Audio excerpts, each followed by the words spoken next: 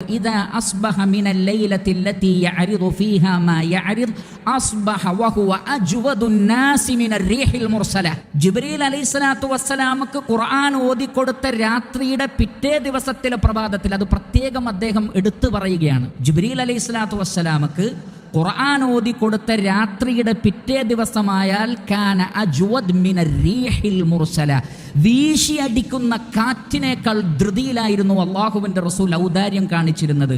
ശേഷം പറയുന്നു ലാ യുസ്അലു മിൻ ഷൈഇൻ ഇല്ലാ അഅതാഹ്, ആര് എന്ത് ചോദിച്ചാലും നബി സല്ലല്ലാഹു അലൈഹി വസല്ലമ കൊടുക്കുമായിരുന്നു എന്നാണ്. അത്രക്ക് എല്ലാവർക്കും നൽകിക്കൊണ്ട് ആഞ്ഞടിക്കുന്ന കാറ്റ് പോലെയായിരുന്നു റസൂലുള്ളാഹി സ്വല്ലല്ലാഹു അലൈഹി വസല്ലം. എന്തുകൊണ്ട്?